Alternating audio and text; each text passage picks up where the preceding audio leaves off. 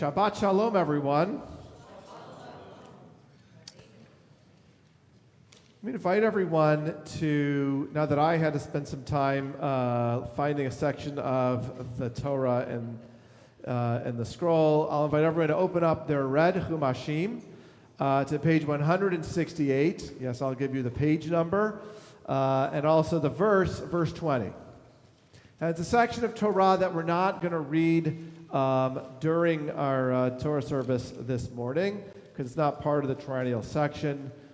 But it comes from a teaching from a teacher of mine, Dr. Eliezer Diamond, and I wanted to share it with us as it relates to this time of year. So is everyone on page 168? Yes. Okay. So what's happened so far, you can look backwards, is Jacob's encounter with God. Jacob, again, he leaves his home. And he finds a place to lie. He has a dream of angels going up and down. Okay, and he says, "Manarama kamazel." My God, I can't believe God is here. Okay, has a connection with God. God says, "I'm going to be with you," and then we see verse 20. And here we go, verse 20. Jacob then made a vow. Vayidor Yaakov neder, and he says the following to describe the vow.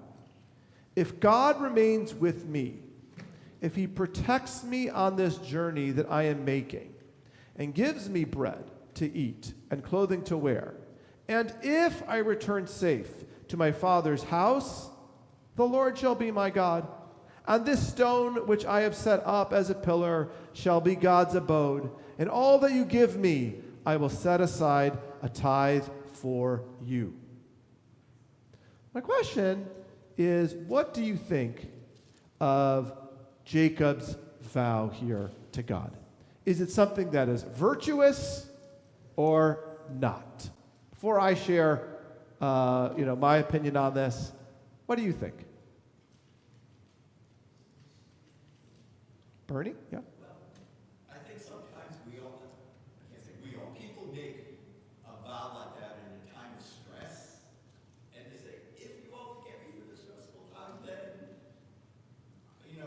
I'll be a better person or something. And sometimes we don't follow through on that stressful time. So looked at it from that point, maybe not so virtuous. That's interesting. I actually like what you said, and I would just change the last piece, which is the first thing you said was, this is a vow that is made in a moment of stress, perhaps. He is now alone, even though you could say he had this encounter with God. But you liken it to moments that are stressful in our own lives, and we say our individual prayers to the effect of, if you just get me through this, I will be a better person. And we all have different ways of being a better person. We all have our individual challenge that we face, stressful moments. And I think it's very fair. Bernie was like, well, that's therefore not so virtuous. Like, well, maybe it's fair.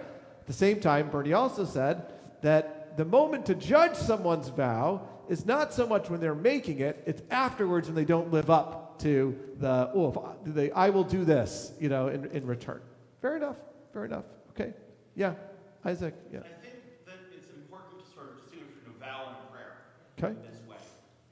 That it is a bad way to pray, to say, please do this for me. But I think that it's an entirely legitimate way to vow. If you do this for me, then I will do that for you, as long as you hold up your end of the bargain. I'm comparing it to the example of rabbis give of someone who prayed in a bad way, which is Abraham's servant saying, can you please make so and so happen? But it works. But even so, the rabbis say it wasn't the right way to ask for it. But I don't know. I feel like Yaakov is not saying, please do this thing. Like, yes, he's talking to God. So it's a little bit different than talking with a person. But I feel like if Yaakov is defined by anything, he's always making deals. He's always trying to, negotiate. He's a haggler. And this is just Yaakov being Yaakov. I guess I don't think it's not virtuous or virtuous as much as just a very human thing for Yaakov. Really nice. So you said a couple of things there, Isaac. I just want to try to capture them. First of all, I like when you say this is Yaakov being Yaakov, because that's no small thing to say, as Yaakov is our patriarch, right? We are the children of Yisrael, right? So when Yaakov is being Yaakov, he is also representing all of us. And he has a way of being one of the most human of the patriarchs, so that we often see his behaviors in the choices that we make in our own lives. You made a comment about that it's not prayer. You want to distinguish between that and prayer. Do you just want to maybe just flesh out for a moment? Why is that not a good way to pray?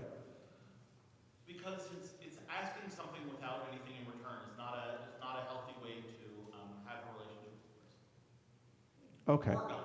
But here he's saying something, asking for something in return. If you give me this, then I will do. Right. It's not a prayer. It's that. Okay. Thank you. Thanks. It's why our prayers focus more on blessing for what we have than asking for what we don't. And while there is asking for what we don't, it always ends with a blessing for what we have. Okay. Thank you. There are a couple of things I noticed. First of all, to Isaac's point, a neder it's a vow, but it's big kedusha. It's like with holiness too.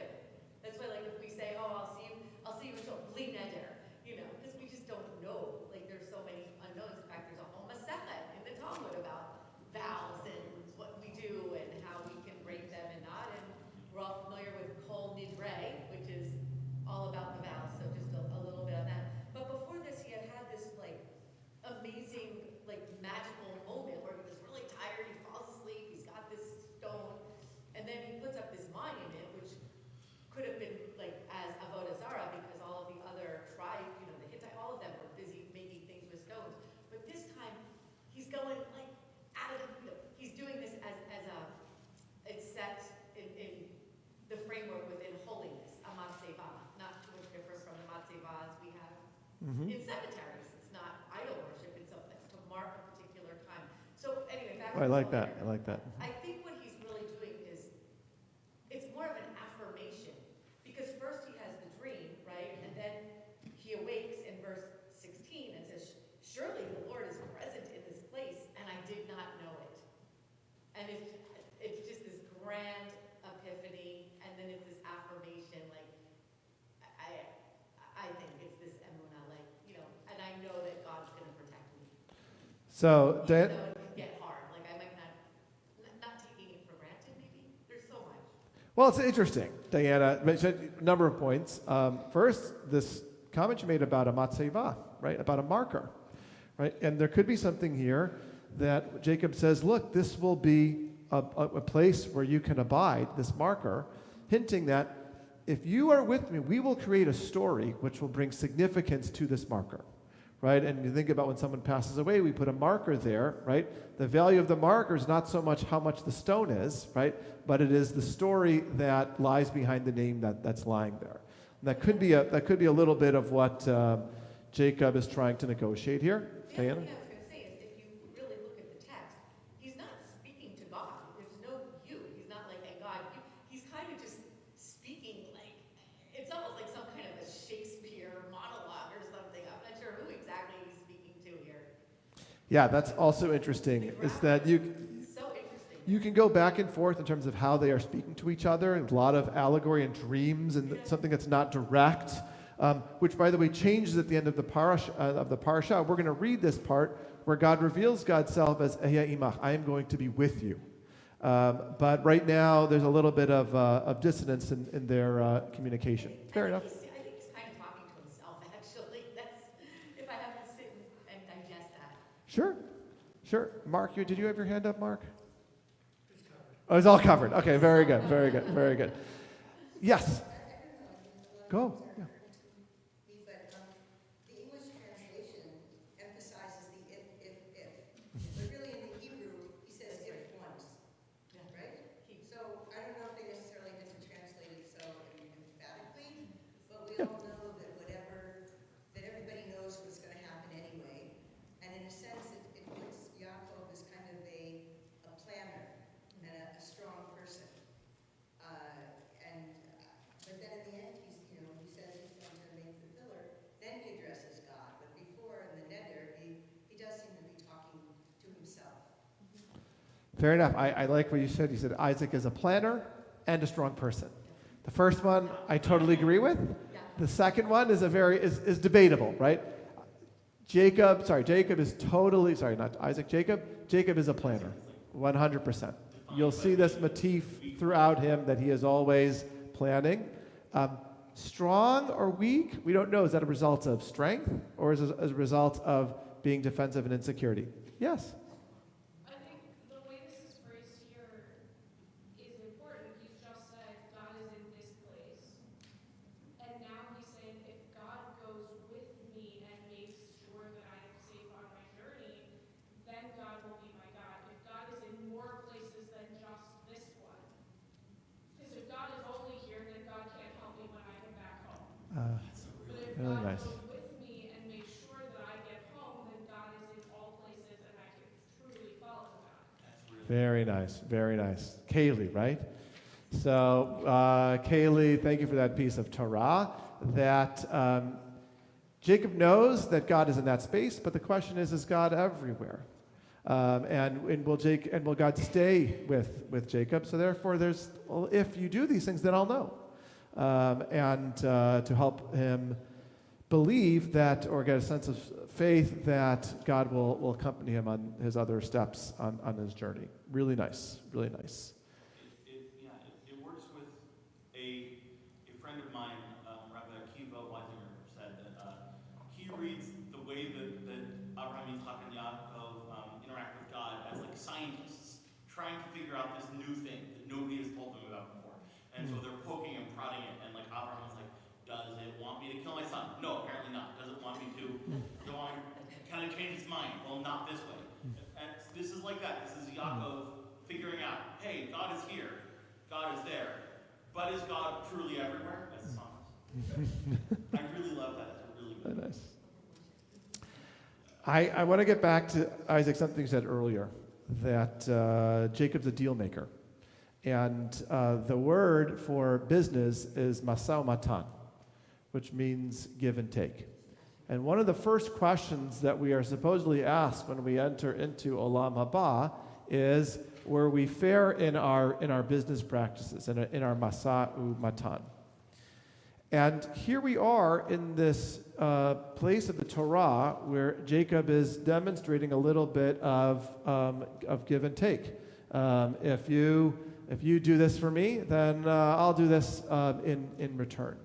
And it can lead us to be a little bit uncomfortable that Jacob is being so transactional. But it's nice to see that we were pretty accepting of Jacob's ways here, and that actually is a motif in the Torah for various biblical heroes and heroines to engage in a negotiation with God. If you do this for me, then I will do this in return.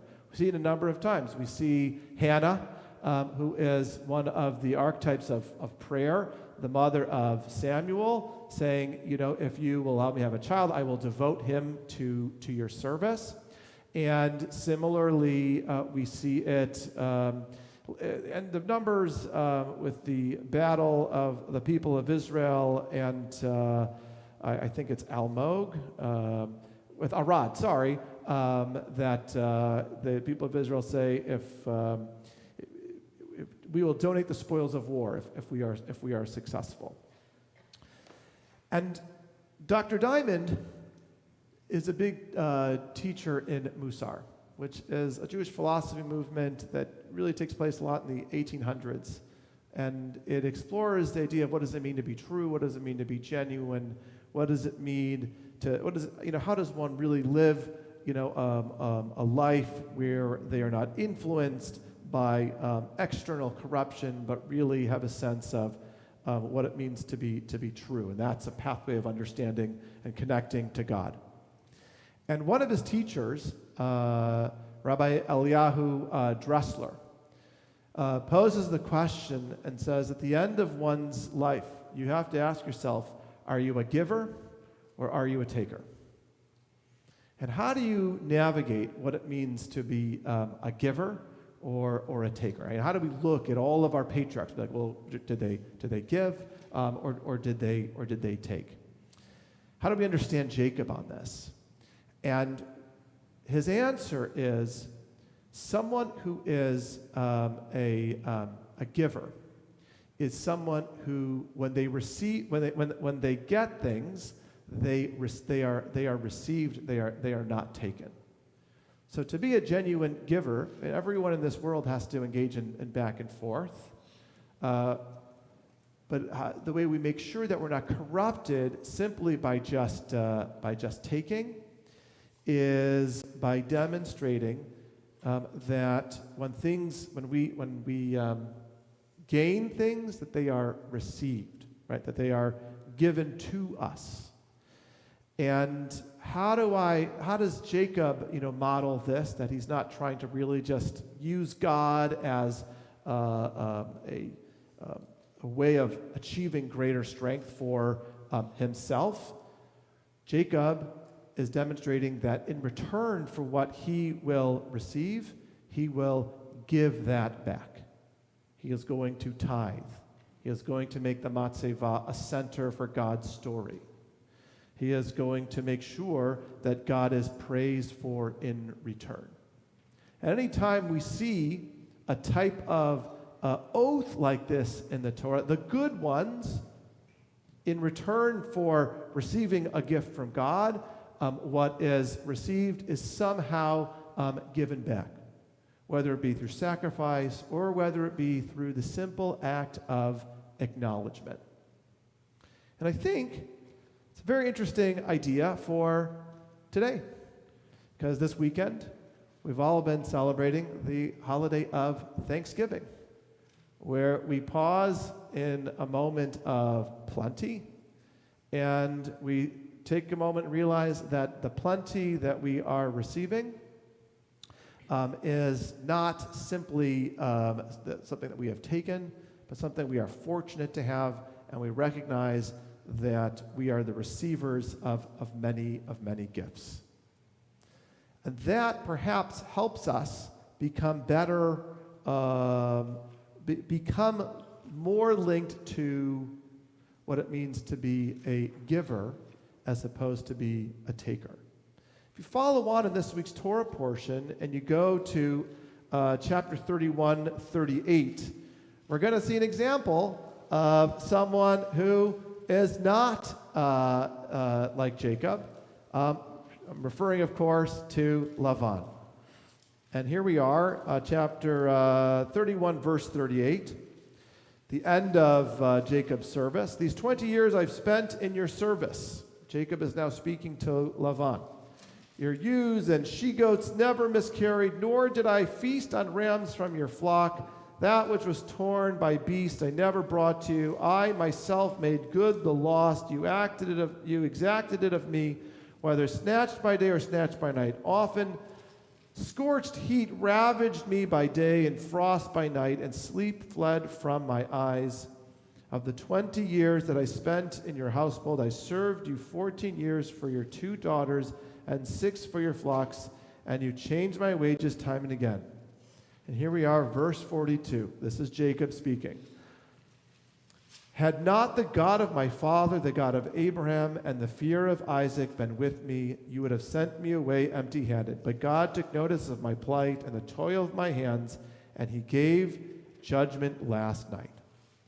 So here is Jacob recognizing that the blessings that he has fought so hard to receive and to achieve don't come simply from him, but he reflects them upwards to God.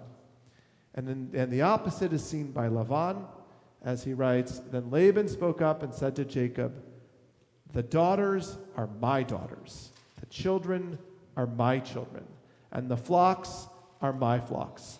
All that you see is mine. And here, Laban is willfully blind to the part of Jacob's effort and Jacob's work. And sadly, perhaps most importantly, Laban is so filled with what is his and what he should have. There's no room for Laban to have a place to accept God. And that perhaps is the risk when we don't have moments to express gratitude, moments to take to use what we have and to somehow give it back, whether it be through acts of charity or kindness. When we don't do those things, we think our name increases and the space of God decreases. And that is actually a very lonely place. So I share with you this teaching so that during this holiday of Thanksgiving, we truly appreciate what it means and the significance of being grateful, that it moves us to a place of being givers as opposed to takers. Make space during these challenging times for God to exist in our lives and for us to truly appreciate God's blessing. Any questions? Shabbat Shalom.